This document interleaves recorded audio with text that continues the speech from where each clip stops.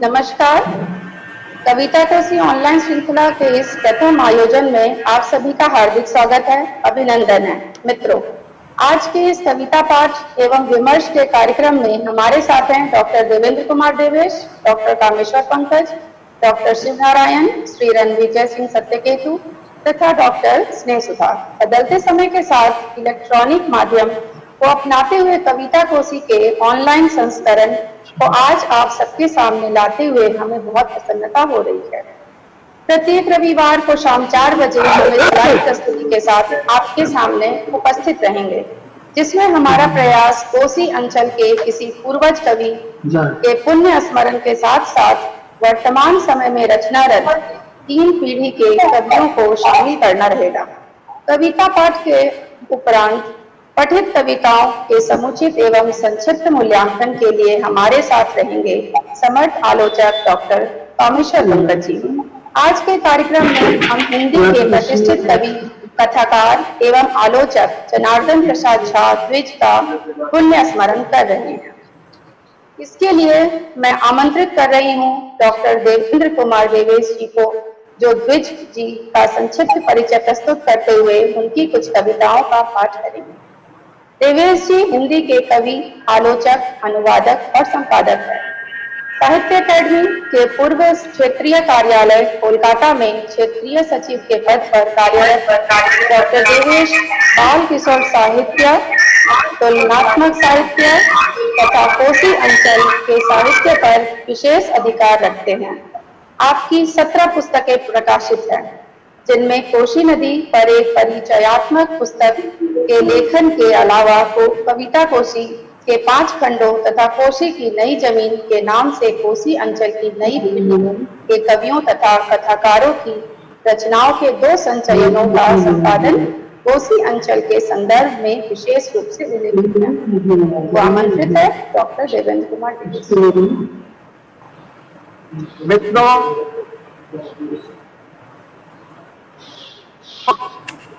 कोसी अंचल को लेकर के विशेष रूप से है। कोसी अंचल जो बिहार के उत्तर पूर्व क्षेत्र में स्थित है, इसके प्रशासनिक दृष्टि से मुख्यतः पूर्णिया कमिश्नरी और सहरसा कमिश्नरी का क्षेत्र इसके अंतर्गत आता है। वह भूमि है जो कोसी नदी के द्वारा सिंचित है। कोसी नदी की धाराओं से यह भूमि जो है उर्वरित रही है और इसकी उर्वरा शक्ति का अंदाजा इस रूप में भी लगा सकते हैं कि इस भूमि में सिद्ध कवि सरहपा, संस्कृत कवि श्री धैर्यनाथ, रीति कवि जय गोविंद महाराज, सूफी कवि किफायत, भक्त कवि लक्ष्मीनाथ, संत कवि महर्षि मेही जैसी विभूतियों को जन्म दिया है। इस क्षेत्र के एक महत्वपूर्ण कवि, कथाकार और आलोचक पंडित जनार्दन प्रसाद झा द्विज जी भी हैं, जो छायावाद के कवियों में महत्वपूर्ण है। जिनका समुचित मूल्यांकन नहीं हो पाया, इसका कारण संभवतः यह है कि कार्यालयी व्यस्तताओं के कारण उनकी जो शैक्षिक व्यस्तता थी, कॉलेज के प्रिंसिपल थे, तो उनका लेखन स्थगित हो गया था कुछ समय के बाद और उनके लेखन की निरंतरता नहीं बनी रही। शायद इसी कारण उनके समुचित मूल्यांकन आलोचकों के द्वारा नहीं किया गया। लेकिन आप देखेंगे कि उनका जो पहला कविता संग्रह छपा था 1933 में, उसके बाद 1941 में, तो उसमें किस तरह से जो है छायावाद की आप प्रवृत्तियों को देख पा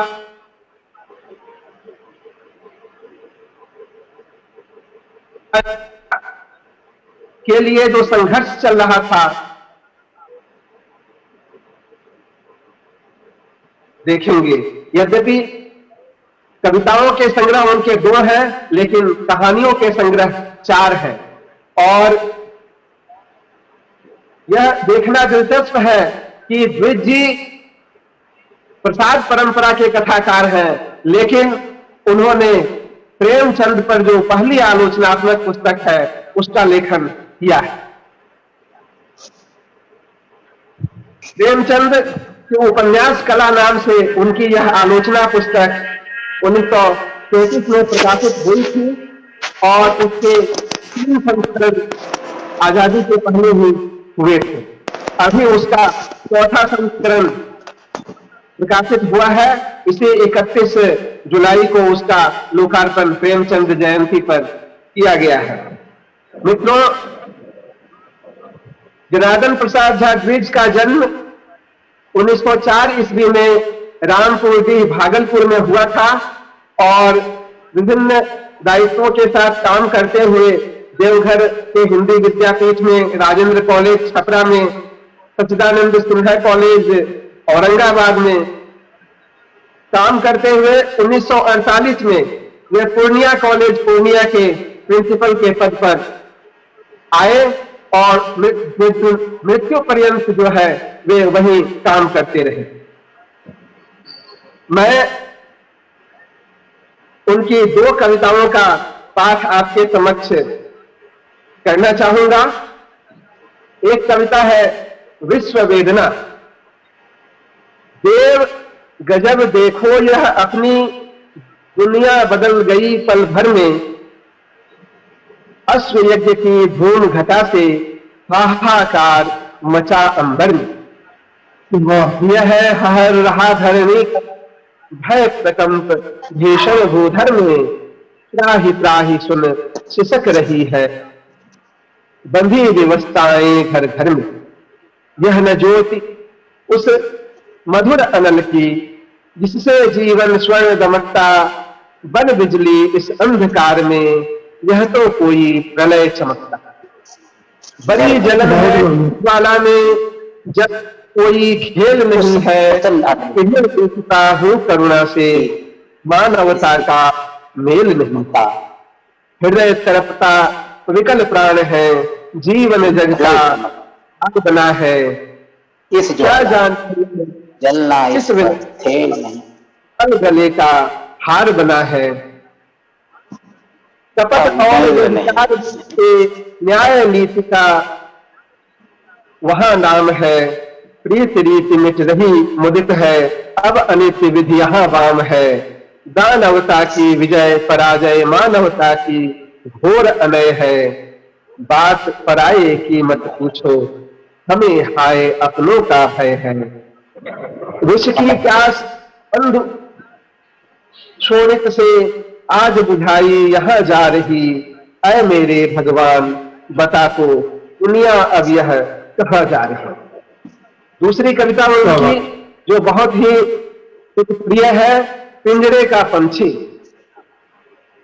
मर मर कर जीना न पड़े माँ, ग्लानि गरल जीना न पड़े, हृदय अंचल को प्रतिपल रो रो कर सीना न पड़े।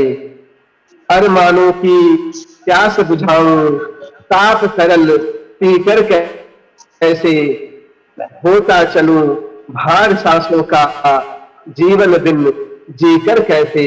जीऊं कभी जब विकल विश्व को व्याल व्यालनी व्याध व्यालनी व्यथा व्यालिनी नहीं।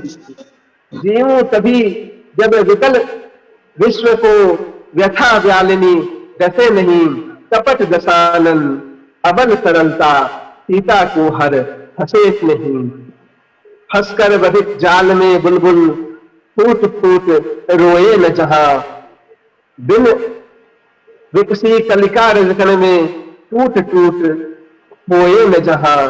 जीऊं तुम्हें निरखूं जब हंसते प्रमुदित प्यार बिलोकूं मैं, जब न किसी से डर कर उमड़े आंसू अपने रोकूं मैं।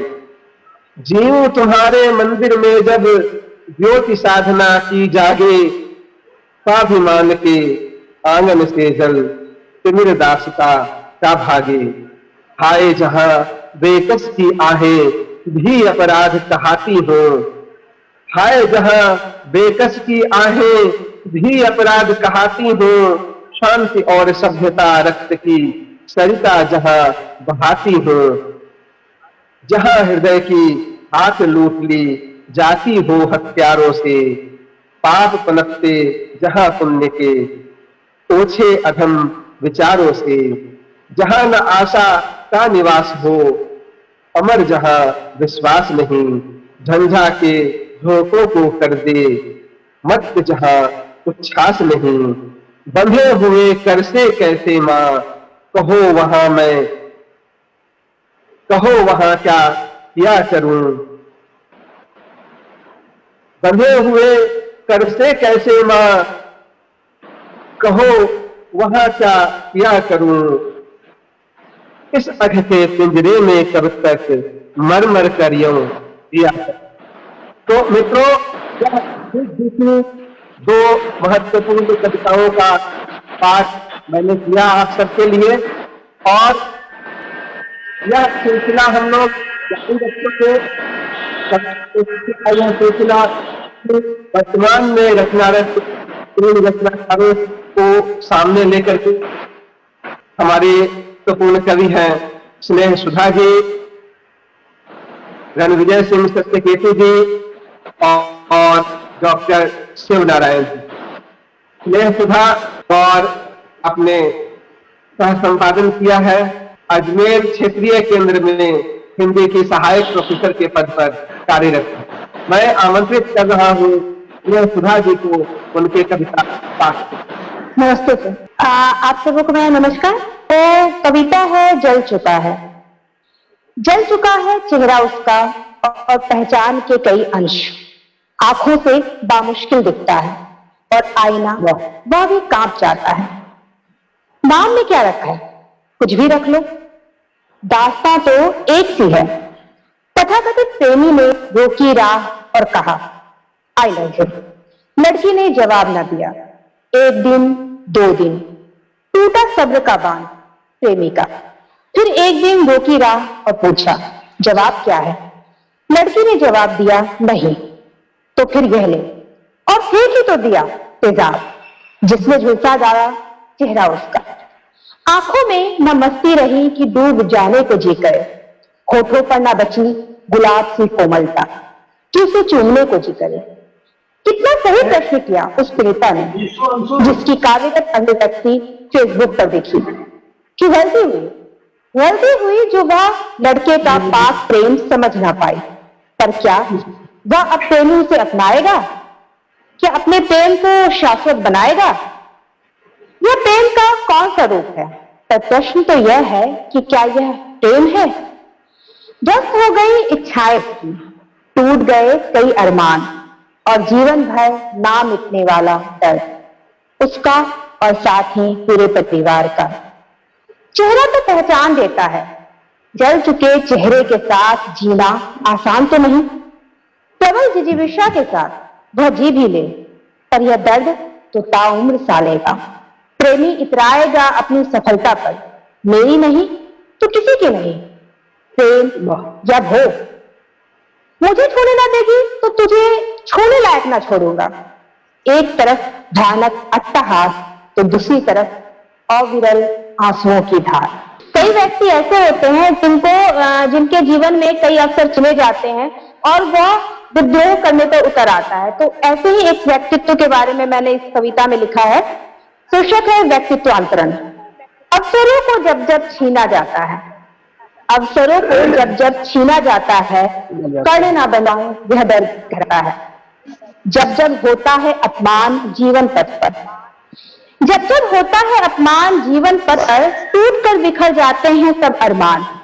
होती है चित्कार अंतस में, आंखों से मेल पर डालो। आग न बरसने पाता है, कर्ण न बन जाओ डर रहता है। आत्मा भीतर ही भीतर छटपटाती है, आत्मशक्ति बोझे सा गीत सुनाती है। जीवन ज्योति मध्यम पड़ती जाती है, कुछ अच्छा सुनने को कान तरस जो जाते हैं, कर्ण न बन जाऊं यह डर गहराता है। तो ये दूसरी कविता थी मेरी। अब एक कविता है, ये अब मैं तीसरी एक कविता सुना रही हूँ। शीर्षक है जीवन मोह। जो हमारी जो सामाजिक संरचना है उसमें लड़कियों के साथ अगर कोई दुर्घटना होती है तो उसके बाद उसके जीवन पर ही प्रश्न चिन्ह लग जाता है, या उससे ये कहा जाता है कि ऐसे जीवन से बेहतर है कि वो मृत्यु को अपना ले। तो उस पर ये कविता है, जीवन में। मरना आसान नहीं होता, कहना आसान है। मरना आसान नहीं होता, कहना आसान है। मर क्यों नहीं गई तुम? क्या चुल्लू भर पानी भी ना मिला? पर वाकई मरना आसान नहीं होता। अपनी खत विक्षत हुई बेयष्टि के साथ भी वह जीना चाह रही है। वह सोचती है कि शायद कल का दिन खुशनुमा हो, कि शायद कल जीवन प्रकार हो, कि शायद कल पूछे तो तक जिंदा क्यों। एक कविता है शर्म लेखन। यह है कि जो नए मतलब शोधार्थी भी कह लीजिए, और जो नए लेखक होते हैं, या फिर अगर उनको जब अर्थाभाव हो जाता है, उनको जीवन जीने में समस्या होती है, वो अपने नाम के साथ समझौता कर लेते हैं कि नाम ना मिले भले मतलब नाम भले ना मिले लेकिन पैसे की आवश्यकता है तो पैसे मिलता है। तो ये कविता उस पर है, शर्म लेखन। अर्थाभाव ने इस कदर झुकाया, अर्थाभाव ने इस कदर झुकाया कि हम बिना शर्तों के लिखने लगे। शब्दों की आंच फिर जाती रही और लेखन भी बेकार हुआ। टूटे हम इस कदर की छूट गई कलम यकायक। पन्ने बिखर कर उड़ने लगे और जीवन ही कारागार हुआ। फिर सोचा हमने कि जिया जाए, कुछ न कुछ तो किया जाए। ओजस्वी बन सके स्वर, ऐसा तेज फिर भरा जाए। शब्दों में उद्गार मिले फिर भावों को, शर्तों से भी इनकार ना हो। कहूं जो कुछ बन सके फिर, मन पर बार बार आघात ना हो। क्या अब एक मैं अंतिम कविता सुनाऊंगी, उसके बाद फिर मैं मतलब आप लोगों से अनुरोध करूंगी कि आप रचनाएं प्रस्तुत करें। तो ये अंतिम कविता है मेरी, फर्क नहीं पड़ता। कैसे कहूं कि फर्क नहीं पड़ता, जब कोई परिचित मेरा या क्या किस नहीं मुझे पहचानने से इनकार कर देता है, सिर्फ इसीलिए कि चंद सफलताओं में उसने अपना मुकाम पाया है। कैसे कह दूं कि फर्क नहीं पड़ता, जब कोई बेहद अपना मेरा मुझसे पूछना छोड़ देता है कि मेरी हंसी कहाँ खो गई। वह मेरा छोटी छोटी बातों पर बच्चों सा रूठना और फिर एक मीठे बोल पर मान जाना अब आड़े नहीं आता मेरी बातों के। कैसे कह दूं कि फर्क नहीं पड़ता, जब मेरा कोई सन्निकट यह जान नहीं पाता कि ये बातें मेरी ऊपरी हैं, सामाजिक व्यवहार है, मेरे मर्म को कहीं छूती नहीं कि वह बेरी है, चोटिल है। फर्क पड़ता है, बहुत फर्क पड़ता है, फिर भी जिए जा रहे हैं चेहरे पर अनगिनत मुस्कानों के साथ, बेजुबान मुलाकातों के साथ। जिंदगी में थमने से थमेगी नहीं, वक्त का फेर है, वक्त का फेर है। सफलता मेहनत के साथ कतिपय चमत्कार मांगती, संयोग जब दोनों का होगा तो फिर कुछ बदलेगा। तब तक अपनी मुस्कुराहटों से यही व्यक्त होना है कि मुझे फर्क नहीं पड़ता। धन्यवाद। एक और कविता थी जी सर। एक उत्तर पूर्व की लड़की, एक बहुत अच्छी कविता थी आप। ठीक है सर, वो भी सुना देती हूँ, मुझे लगा वो टाइम अधिक बीतता होगा। सर ये कविता का शीर्षक है उत्तर पूर्वी लड़की। शीर्षक ये मतलब नॉर्थ ईस्टर्न लड़कियां होती है जिनके साथ दिल्ली में खास तौर पे देखा जाता है कि नॉर्थ ईस्टर्न जो लड़कियां हैं उनको चिंकी करके सब चिढ़ाते हैं और उन पे बहुत सारे कमेंट, यहाँ तक कि ऑटो वाले भी नहीं छोड़ते हैं। तो उस पे ये कविता है। उत्तर पूर्वी लड़की। मैं उत्तर पूर्वी लड़की, खेलती हूँ अपमान भरे शब्द और व्यवहार। मुझे सर्वथा उपलब्ध मानते हुए पूछता है सहकर्मी, तेरे घर या मेरे घर, या फिर करता है अस्थायी रिश्ते की मांग। भाता नहीं मुझे यह व्यवहार, होती हूँ चोटिल कि मेरे व्यवहार की किंचित उन्मुखता गलत संकेत है दे जाती। अनायास ही लोग मान बैठते हैं कि मैं इनकार नहीं करूंगी जब वे चाहेंगे हम बिस्तर होना।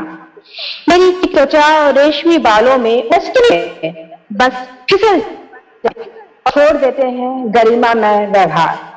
छोटा सा नाम रखा है मेरा चिंकी।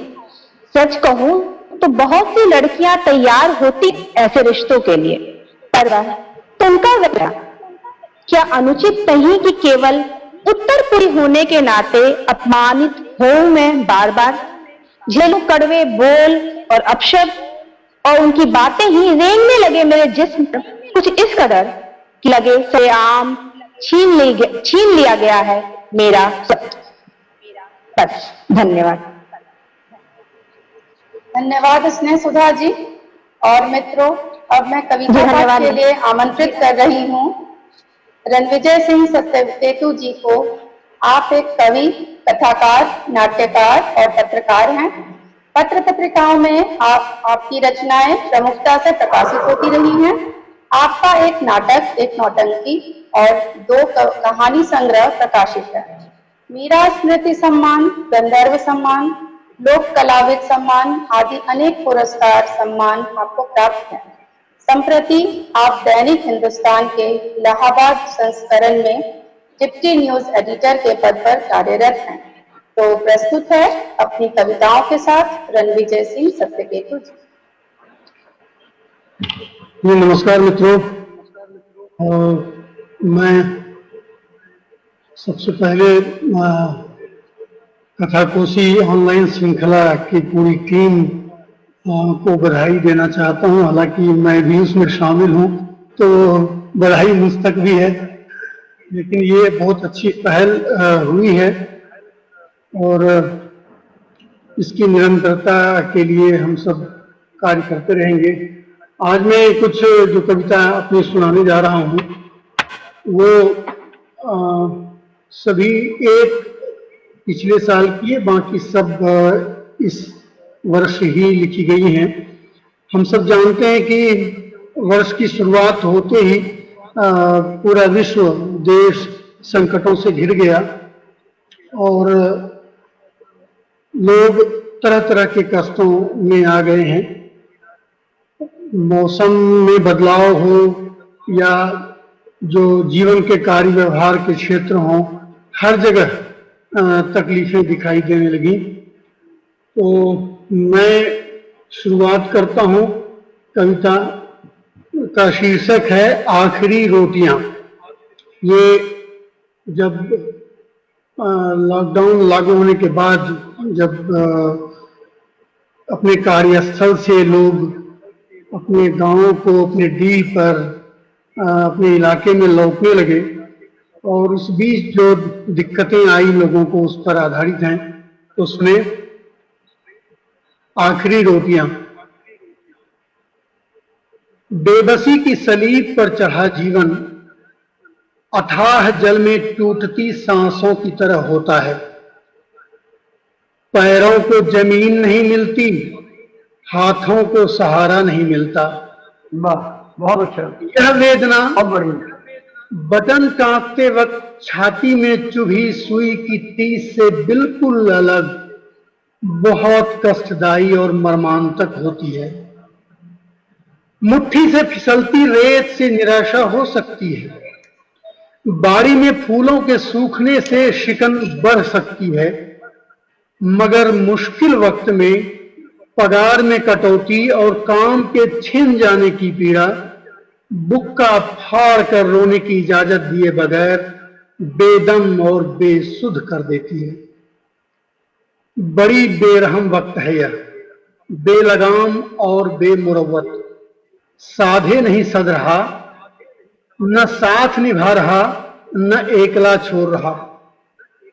बेबसी का यह जीवन चला जा रहा है, बस चला जा रहा है। उम्मीदों की पटरियों पर कोई सो रहा है, कोई लुढ़क रहा है। कदमों के साथ निभाने तक भूख नाश्ता, कदमों के साथ निभाने तक भूख रास्ता नाप रही है। किसी रहम की आस में अटकी सांस उखड़ रही है। डीह डाबर, खेत पोखर, बाग बगीचे, रिश्ते नाते यादों में ढल अनवरत नाकामियों से टूटते जिस्म बादशाही पत्थरों पर खून टपका रहे हैं।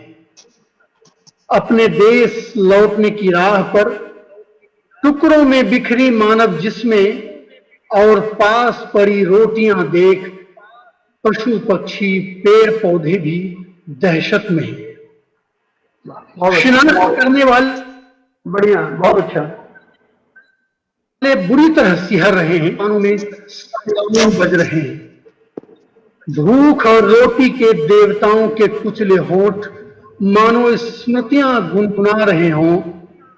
बाबा कहते थे, दुर्निवार दुख से यारियां जीवन को शोक गीत में बदल देती हैं। अम्मा कहती थी, भरी दोपहरी जिस दिन सांझ आई थी, तसल्ली की नींद के लिए उन्होंने आखिरी रोटियां खाई थी। ये मेरी पहली कविता थी। बेहतरीन कविता है। दूसरी कविता मैं पढ़ रहा हूं पगडंडियां शीर्षक से। यह गांव में पगडंडियां होती हैं, छोटे छोटे रास्ते जो बाद में मुख्य सड़क तक पहुंचाती हैं या बाजार तक हमें ले जाती हैं, खेत खलिहानों तक ले जाती हैं। वस्तुतः ये सिर्फ पगडंडियां नहीं होती हैं, एक जो हमारी साझा संस्कृति है ग्रामीण सभ्यता की, उसका प्रतीक है और उसमें जो बदलाव आ रहा है उसके जो परिणाम है उस पर है। सुने पगडंडियां।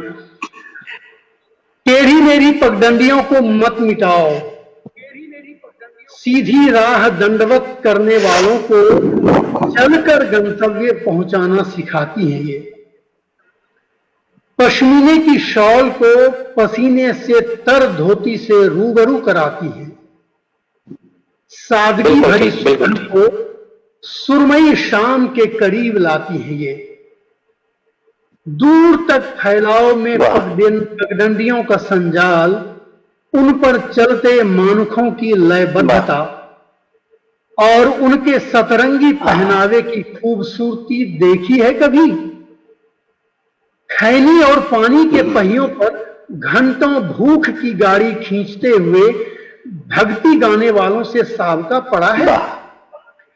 शीत बसंत बिहुला बिसहरी जैसे किस्सों में खोकर उम्मीदों की भगजोगनी को हथेलियों में सजाने वालों की मुस्कुराहट देखी है? मधुबनी पेंटिंग तो देखी होगी, छापे वाली साड़ी, चौखाने वाली लुंगी या पुराने कपड़ों से सिली सुजनी। कोहबर भी नहीं लिखा गया तेरे घर में कभी? बनिए की दुकान पर न गए हो, अधपौने में तौली जाती गृहस्थियां न देखी हो, ऐसा तो नहीं हो सकता। वो भी नहीं तो ऐसा करो हतभागे, सबके भोजन कर लेने के बाद लंबी डकार लेकर बिस्तर पर पसरने से पहले कभी पलटकर खाना खाती मां की थाली निहार लेना। पगडंडियां अपनी परिभाषा सहित मिल जाएंगी। फिर भूल जाओगे सीधी राह दंडवत करने वालों को सुविधाओं का पहाड़ मुहैया कराना और सतरंगी क्यारियों को मिटाकर समर भूमि बनाना। हाँ दोस्तों, ये तीसरी कविता मैं पढ़ रहा हूं। शीर्षक है उपहास न करना। कहने की जरूरत नहीं है, छोटी सी कविता है, समझ में आ जाएगी क्या कहना चाह रहा हूं। उपहास नहीं, स्वागत है। वक्त की कई क्रॉसिंग पर टंगी हैं परिवर्तन की चाबियां। वक्त की कई क्रॉसिंग पर टंगी हैं परिवर्तन की चाबियां। गौर करना और ध्यान से उठाना। बगल की बहुरंगी दीवारों पर लिखी हैं उद्गारों की किताबें। पढ़ते जाना और मर्म को समझना। चाबियां हाथों को खूब पहचानती हैं, दीवारें आंखों को भली भांति पढ़ती हैं। मर्म भरे शब्दों को कभी क्रॉस नहीं करना। क्रॉसिंग पर खड़ी भीड़ का कतई उपहास न करना। रुला देंगे वक्त के बेलौस थपेड़े, उमड़ पड़ेगा भावनाओं का ज्वार और हुंकार कर उठेंगी मुंह खड़ी दीवार।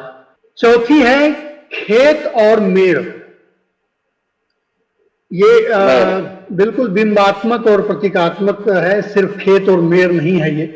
ये विश्व और देश स्तर पर जो घटनाएं घट रही हैं वो उसका नजारा देख सकते हैं।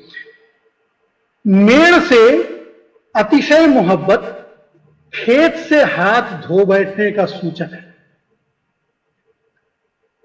मेड़ का पूरा मान हो पर उसका अभिमान नकारात्मक अभियान का द्योतक है।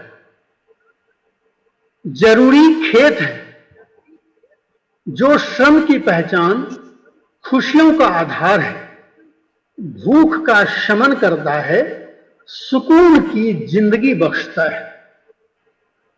मेड़ पर मेहरबानी दिमागी फितूर है, अनावश्यक विवाद बढ़ाती है, नाहक तनाव पैदा करती है। ध्यान खेत पर हो और ज्ञान खाद, बीज और पानी का हो, फसल खुद लहलहा उठती है। मेड़ नजर पर रहे मगर दिमाग में न घुसे। मेड़ नजर पर रहे मगर दिमाग में न घुसे, क्योंकि दिमागी मेड़ खेत से दूरी बनाती है, कोठार से अनाज खाली करवाती है। मेड़ महज एक रास्ता है जिससे आस पड़ोस वाबस्ता है। मेड़ एक व्यवस्था है, सामरिक खेती का प्रतीक, सहभागिता की अवस्था है। हल चले या कुदाल, मजदूर लेगे या हो बोरिंग का जुगाड़, खेत की हद को पार नहीं कर सकते। बिजूका लगे या फिर बने मचान, मेड़ का मोह कतई नहीं कर सकते। मेड़ है मतलब पड़ोस में भी खेत है, वहां भी फसल उगती है, कई घरों की भूख मिटाती है। खेत में दिल लगाकर श्रम करने वाले कई फसल घर ले जाते हैं। मेड़ पर मगजमारी करने वाले आबाद खेत को भी परती जमीन बना देते हैं। ये मेरी चौथी कविता थी। मित्रों, मैं आखिरी कविता अपनी पढ़ रहा हूं, बारिश की प्रत्याशा। बारिश का मौसम चूंकि गर्मी और उमस के बाद आता है तो सबको उसकी प्रतीक्षा रहती है, लेकिन संकट की घड़ी में जब बारिश का आह्वान होता है तो उसका क्या असर हो सकता है वो देखें। बारिश की प्रत्याशा।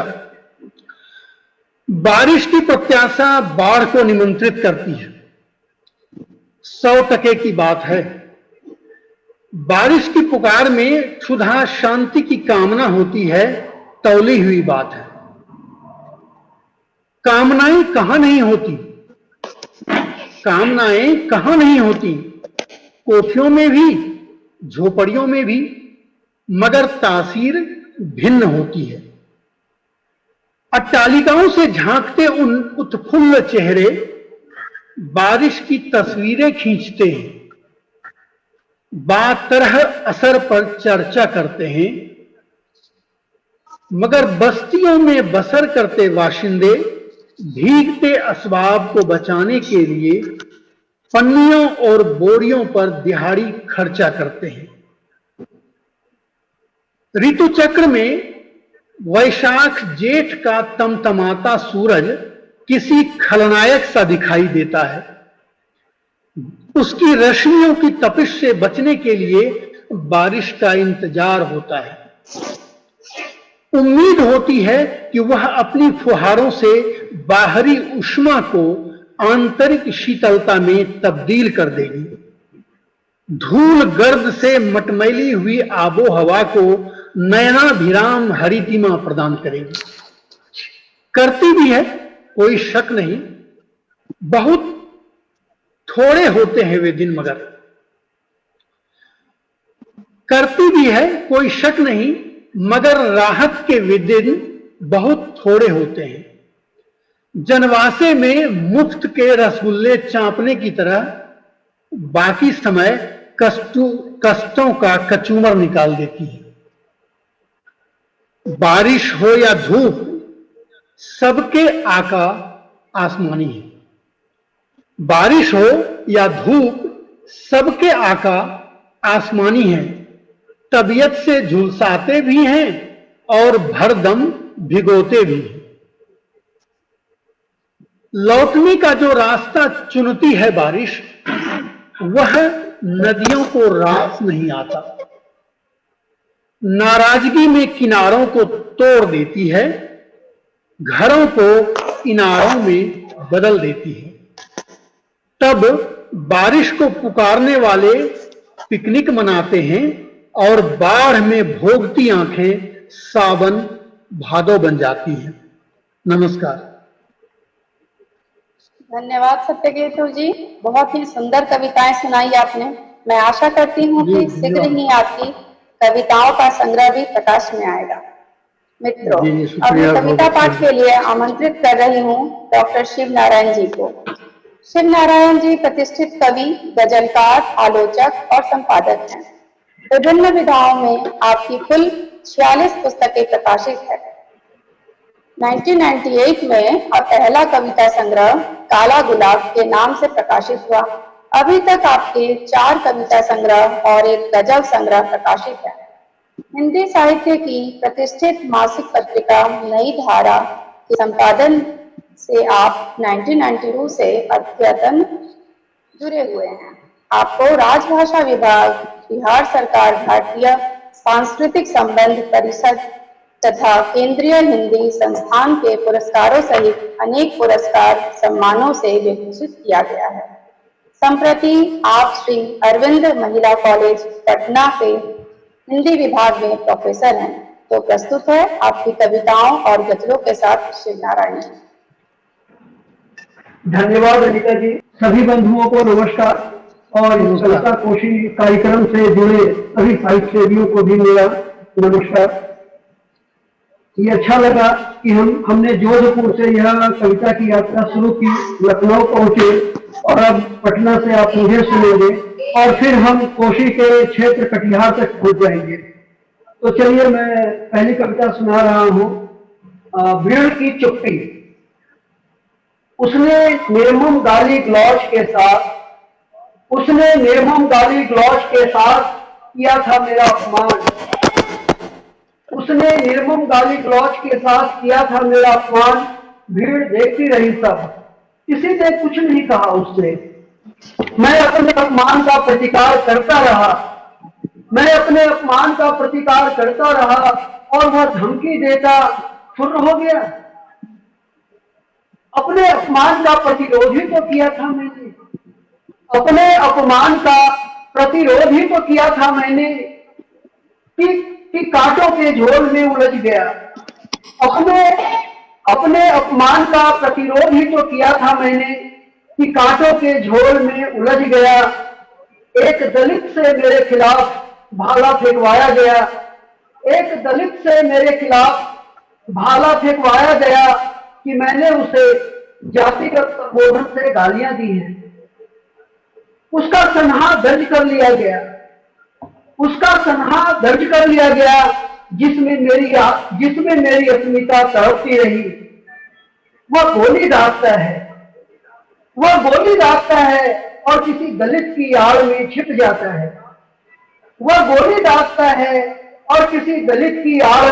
जाता है। उसकी गोली से घायल व्यक्ति दिल तड़पता है, पर कोई ध्यान नहीं देता उसके प्रतिरोध पर। कौन है जो गोली दागता है कभी भी, कहीं भी, किसी के भी ऊपर? और वह कौन है जो अपनी आड़ में किसी को गोली दागने देता है जिसके शिकार उसके अपने ही होते हैं, फिर भी वह मूक है। भीड़ को सब मालूम है, समाज सब देखता है, फिर भी सारे चुप हैं। भीड़ को सब मालूम है, समाज सब देखता है, फिर भी सारे चुप हैं। कब टूटेगी यह चुप्पी?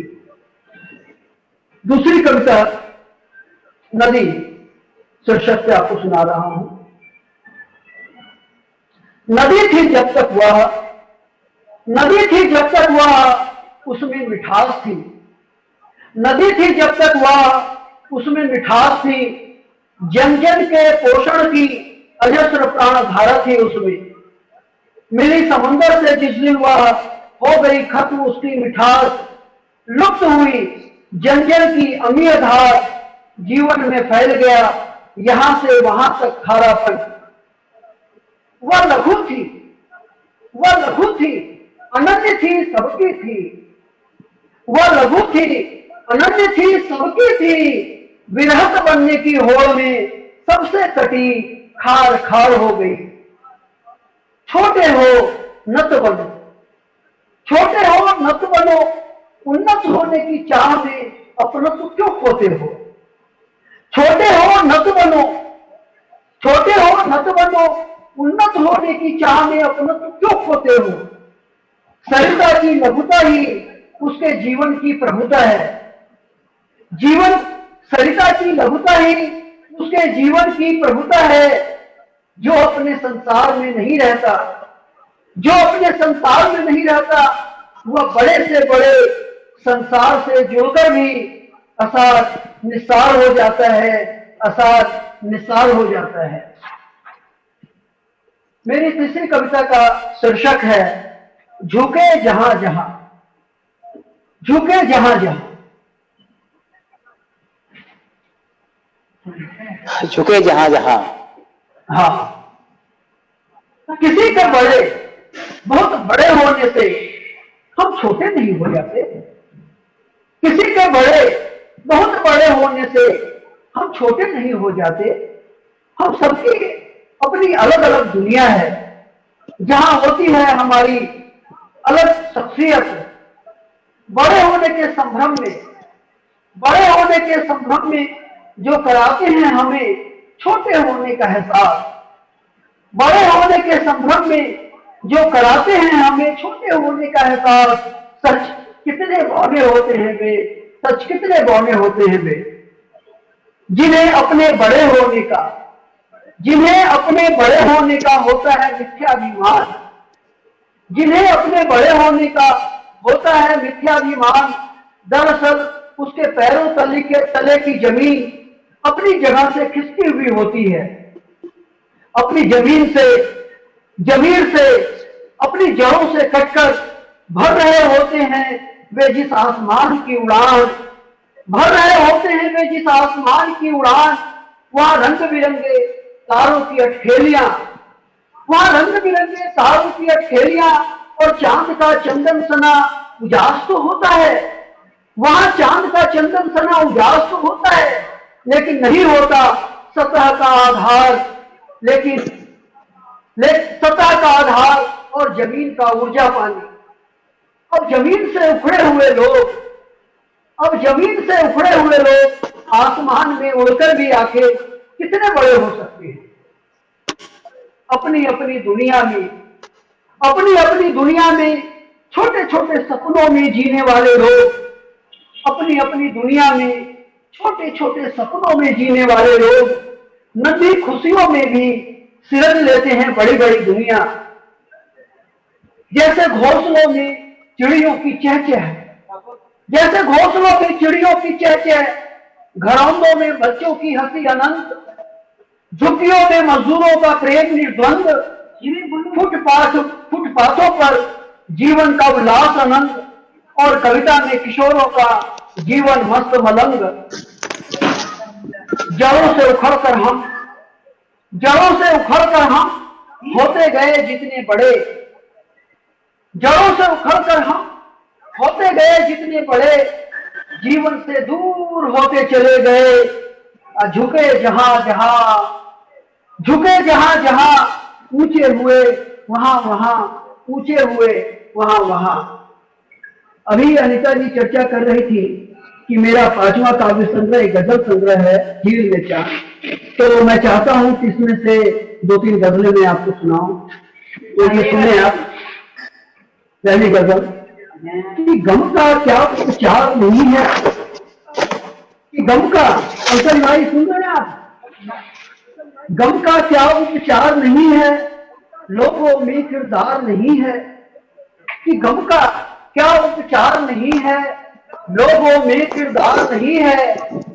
ऊपर ऊपर क्या पढ़ लोगे, ऊपर ऊपर क्या पढ़ लोगे, ये कोई क्या पढ़ लोगे, यह कोई अखबार क्या नहीं। पढ़ लोगे, वाह। जीवन यह अखबार नहीं है। हम रिश्तों में जीने वाले, हम रिश्तों में जीने वाले, कोई भी दीवार नहीं है। हम रिश्तों में जीने वाले, कोई भी दीवार नहीं है। जो खुशियों पर ताला जड़ दे, कि जो खुशियों पर ताला जड़ दे, ऐसी भी सरकार नहीं है।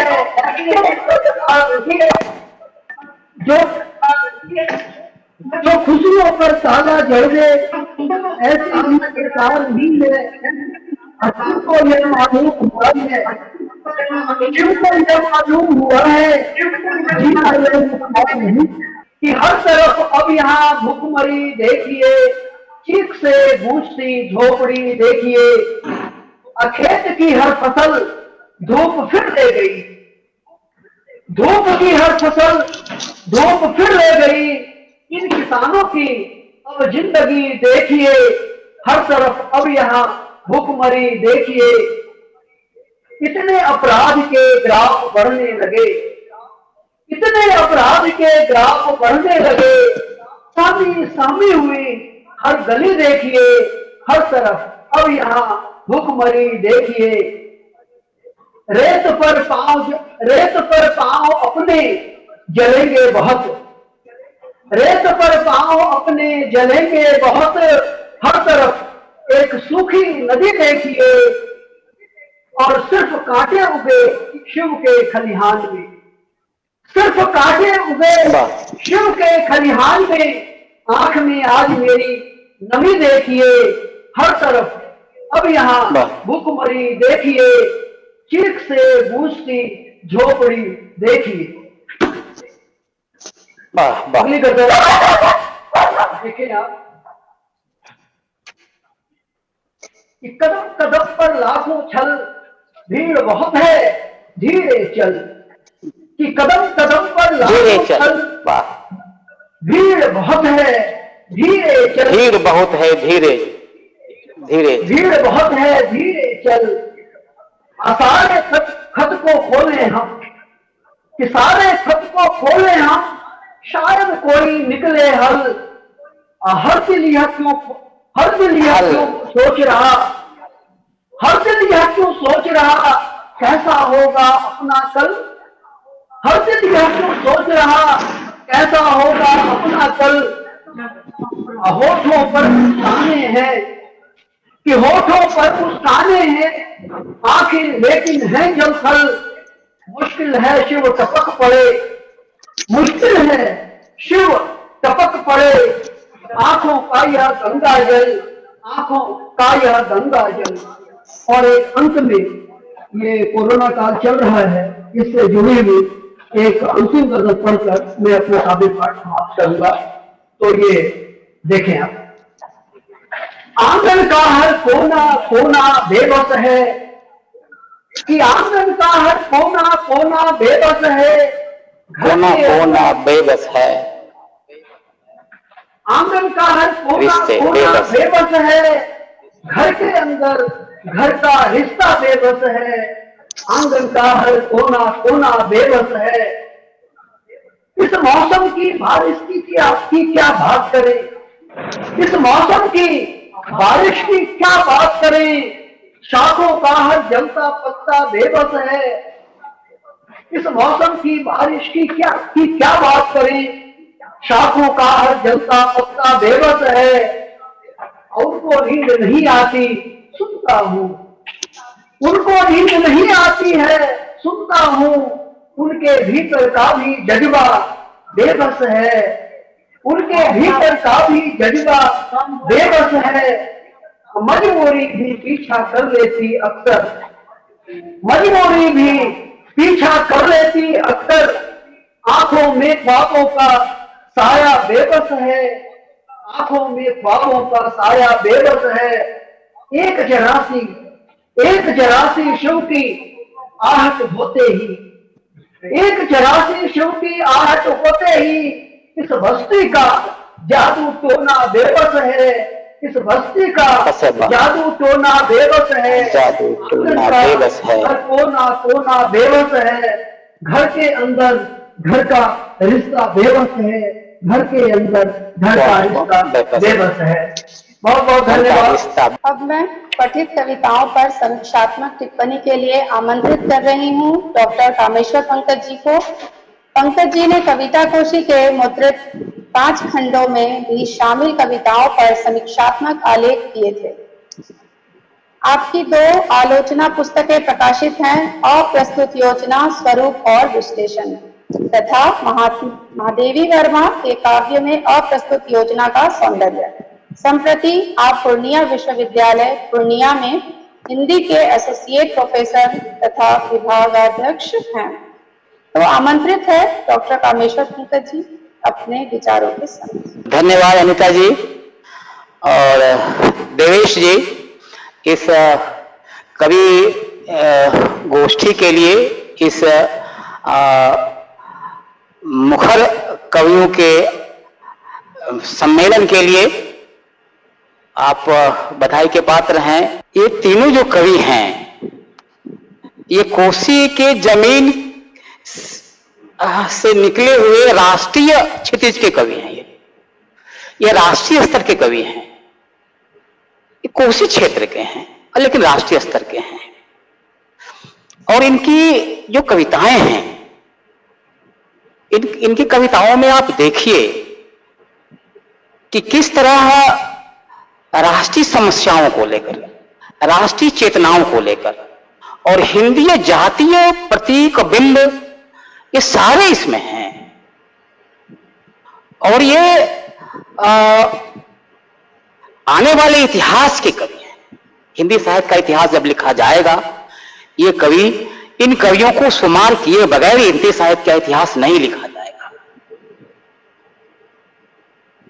इन 2 कवियों को, डॉक्टर शिवनारायण जी को और सत्यकेतु जी को, तो मैंने बार बार सुना है और मैं इनका बड़ा फैन हूं, इन दोनों कवियों का। सुधा जी को मैंने पहली बार सुना है।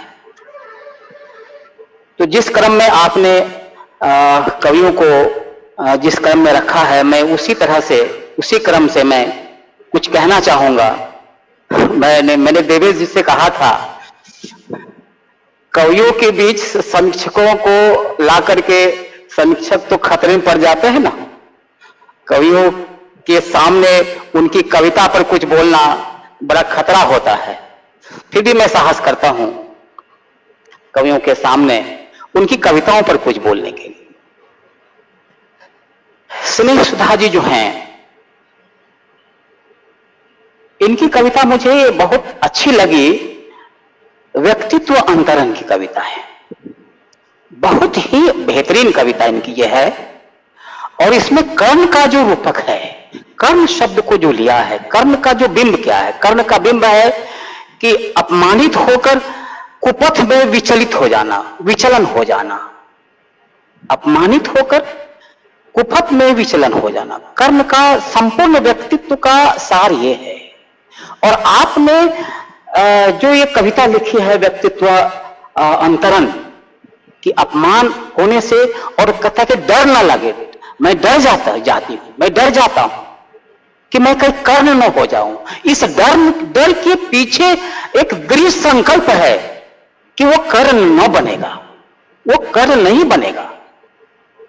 ये डर के पीछे का दृढ़ संकल्प यही है, यही कविता की खूबसूरती है। उस कविता की प्रतिध्वनि वही है। उस कविता का जो अर्थ व्यंजित होता है कि हमें बार बार तुम डरा सकते हो, हमें अपमानित कर सकते हो, हमें जो मिलना चाहिए हमें नहीं मिलेगा। ये आज का सत्य है, जो हमें मिलना चाहिए वो हमें नहीं मिलता है, लेकिन हम कर्ण नहीं बनेंगे, ये हमारा दृढ़ संकल्प है। ये कविता आपकी बेहतरीन कविताओं में है। एक कविता आपने जो मुझे भेजी थी, उत्तर पूर्व की लड़की, जो आपने नहीं पढ़ी, कभी फुर्सत मिले तो सुनाइएगा उनको और लोगों को। मैंने कोई कविता पढ़ी, आप वह चले गए थे स्वतः वह स्वतः सिद्ध कविता है। वो कविता स्वतः सिद्ध कविता है। वो हमारे समाज का आईना है। मैं नहीं कहता हूं उस आईने में सब लोग अपना चेहरा देखता है, लेकिन जो वह अपना चेहरा देखता है, जो लड़के उन उत्तर पूर्वी लड़कियों पर फप्ती कसते हैं, उनका ये आईना है। ये तो पोस्टर कविता है। बेहतरीन, आपकी बेहतरीन कविताओं में ये कविता ये है, ये पोस्टर कविता है। इस कविता को तो पोस्टर में लगा करके दिल्ली जैसे महानगरों के में पोस्टर चिपकाना चाहिए, ताकि वो लड़के अपना चेहरा देख सके वो कहां है। ये बेहतरीन कविता आपकी है, उत्तर पूर्व की लड़कियां, बेहतरीन कविता। और आपकी जो कविता है छद्मलेख और जीवन मोह, फर्क नहीं पड़ता कविता तो वो आप उस कविता से मिला दिए झुके जहां जहां, शिवनाथ जी कविता है, और उस कविता को आप मिला दीजिए थोड़ा सा अदल बदल करके, बिल्कुल कि वो कविता आपकी बहुत अच्छी कविता है, फर्क नहीं पड़ता। वो जल चुका तो वो स्त्री विमर्श कविता है, वो समसामयिक कविता है, बहुत अच्छी कविता आपकी है, आप बहुत अच्छा लिखती हैं। अब मैं आता हूं सत्यकेतु जी पर। सत्यकेतु जी, मैं बोल सकता हूं ना? सत्यकेतु जी की मैं 2 कविता पर टिप्पणी करना चाहूंगा। उनकी तो और 3 कविताएं हैं, वो कविताओं पर मैं बाद में कभी आपसे उस पर लिखूंगा या करूंगा। मैं 2 कविताओं पर आपसे मैं बात करना चाहता हूं कि आखिरी रोटियां अदम्य जिजीविषा की कविता है। कोरोना काल में वो महानगर और नगर से, शहरों से, छोटे शहरों से, महानगरों से 2 तरह की बातें हुई। वहां से लोग अपने देश की, अपने घर की ओर लौट रहे हैं, उनकी त्रासदी, और वहां वही जो रह गए, या यहां जिसका घर ही वहां है वो रह गए, दोनों की त्रासदी उस कविता में है। और जो रह गए उनका पगार कटेगा, उनको उनकी नौकरी से निकाल दिया जाएगा,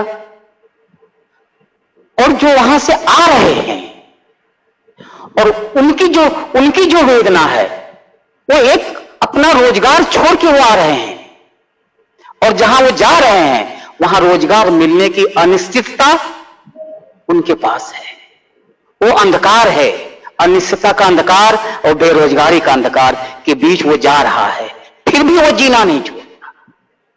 ये पूरे परिवेश को इतनी अच्छी से सलीब शब्द का जो आपने प्रयोग किया है, वो बेहतरीन प्रयोग किया है सलीब शब्द का। वो सलीब जो है न जमीन पर है, न आसमान को मैं छू सकता हूं, न जमीन पर मेरे पांव हैं, हर ओर अनिश्चितता। ये सलीब का जो आपने बिंब दिया है, प्रतीक दिया है, वो बेहतरीन आपका ये बिंब है। आपने पता नहीं आखिरी शब्द के बाद एक वचन लगता है, आपने बहुवचन क्यों दिया है मुझे पता नहीं, लेकिन मैं जो उसका अर्थ निकालता हूं कि यह वो सामूहिक की बात है, सामूहिकता की बात है। ये बहुवचन रोटियां जो है, जबकि यहां आखिरी रोटी लिखा जाता है, आपने रोटियां लिखी है, तो आपने किस लिए लिखा मैं नहीं जानता, लेकिन मुझे जो लगता है कि यह सामूहिक बात है, ये पारस्परिक, हम जिसके यहां काम करते हैं उसको मेरी आवश्यकता है और मुझे उसकी आवश्यकता है।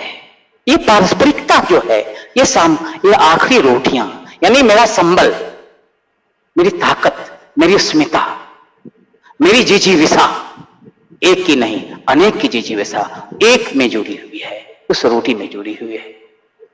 आपकी एक और कविता जो बेहतरीन कविता है, पगडंडियां, ये प्रतीकात्मक कविताएं हैं। आप पगडंडी के बारे में कुछ कह रहे थे, आवाज आपकी कट रही थी, मैंने इतना ही सुना कि वो प्रतीकात्मक कविता, मैंने भी लिखा है ये प्रतीकात्मक कविता है। ये पगडंडी उन सारे विकास के सारे आयामों का यह मूलभूत चीजों का प्रतीक है। ये ऊंची ऊंची जो पगडंडी क्या है, वह आज के राजपथों का, आज के राष्ट्रीय मार्गों का, अंतर्राष्ट्रीय मार्गों का, चिकने अंतर्राष्ट्रीय मार्गों का, विकास का, उसके पूर्वज हैं, उसका मूल है। ये पगडंडी उसी का प्रतीक है। हमारे विकास के जितने आयाम हैं और उसके मूल में क्या है, हमारी आदिम आवश्यकता है कि हमारी आदिम इच्छाएं। आपने उसमें लिखा है कि शीत बसंत के गीत और बिहोला और बिसारी के गीत, ये मूल चीज है हमारी। हम विकास से चमक सकते हैं, लेकिन हंस सकते हैं अपनी जमीन से, हंस सकते हैं, हमारी मुस्कुराहट आ सकती है हमारी जमीन से, हम अपनी जमीन से, हम अपने उच्च से हम रस प्राप्त करते हैं। ये सुंदर कविता आपकी, बहुत अच्छी कविता। और मैंने उसमें लिखा है कि यह ग्रामीण जीवन ही है जो सभ्यता को चमकाने में भले ही विज्ञान चमकता है, लेकिन मुस्कुराने सिखाता है। हमारी जमीन से जुड़ी हुई यादें, हमारी जमीन मुस्कुराने सिखाता है। बहुत अच्छी कविता आपकी है और अन्य कविताओं के बारे में हम फिर बात करेंगे आपसे। अब मैं आता हूं, मेरे जो प्रिय कवि हैं शिवनारायण जी। शिवनारायण जी मूलतः विचारों के कवि हैं और वो खुद एक अच्छे समीक्षक हैं और अपने विचार को भावों में ऐसा लपेट कर व्यक्त करते हैं और दोनों साथ साथ चलते हैं। भाव और विचार उनकी कविताओं में बिल्कुल कदम ताल मिलाकर चलता है और कहीं नहीं लगता है कि विचार ऊपर हो गया, भाव नीचे चला गया। ऐसा बहुत कम जगह मिलता है। वो विचारों के कवि हैं और मैं उनकी जो बहुत श्रेष्ठ कविता आज की मैंने चुनी है, उनकी भीड़ की चुप्पी मैंने लिखा है। वो यह आज सर्वाधिक प्रासंगिक रचना है और आने वाले 50 साल में यह कविता मरेगी नहीं। 50 साल कम से कम ये कविता मरेगी नहीं। मैं चाहूंगा कि जल्दी यह कविता मर जाए, समाज में वो बदलाव आ जाए, लेकिन नहीं लगता है। ये 50 साल मरने वाली कविता नहीं है, आज के लिए बहुत प्रासंगिक कविता है। ये समाज के वर्चस्ववादी जो शक्तियां हैं, किस तरह वह कमजोर लोगों के द्वारा ही निशाना बना करके उसको घालता है, उसको नष्ट करता है।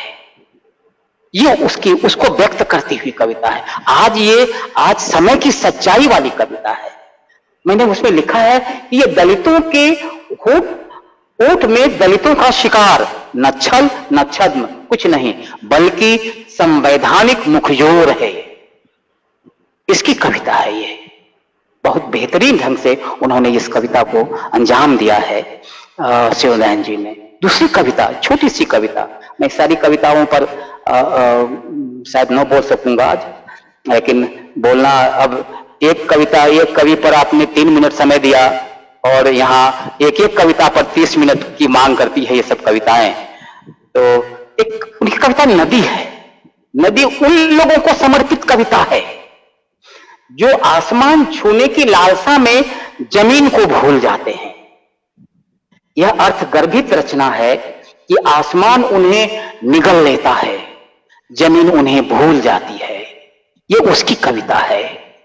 तो वो ये साफ अंतिम पैरा में उन्होंने लिखा है कि समंदर में मिलकर भी नदी रह सकती है, बशर्ते इसकी कोशिश होनी चाहिए। और ये बहुत बेहतरीन कविता शिवनारायण जी की है। शिवनारायण जी को मैंने कहा कि ये इनकी जो अपने काव्य कौशल से विचारों को यह भावों के साथ साथ चलने देते हैं। और उनकी गजल मैंने उनकी पहली बार सुनी। उनकी गजल तो दुष्यंत कुमार की परंपरा में है, जो जीवन की दुश्वारियों, जिंदगी की दुश्वारियां को व्यक्त करती हुई और साफ गोई, इसको कहते हैं अविधात्मकता, साफ गोई कवि, साफ गोई, कोई दुराव छिपाव नहीं, ये कविता उनकी है। मैं इन सारे कवियों को मैं नमस्कार करता हूं और मैं अपनी बातों को विराम देता हूं। फिर आप लोगों की कविता के बारे में मुझे कभी लिखने का मौका मिला तो मैं बहुत देखूंगा मैं कैसा लिख सकता हूं। धन्यवाद। धन्यवाद पंकज जी, बहुत ही संक्षेप हाँ। सारगर्भित ढंग से आपने हमारे तीनों कवियों द्वारा कविताओं की विषय और महत्व को रेखांकित बिल्कुल। किया। मित्रों, इसी के साथ मैं आज के कार्यक्रम के सभी प्रतिभागियों का कविता कोशी की तरफ से धन्यवाद कहना चाहूंगी और हमारे श्रोताओं को भी हार्दिक धन्यवाद। अगले रविवार शाम 4 बजे हम पुनः उपस्थित होंगे 3 नए कवियों के साथ। नमस्कार।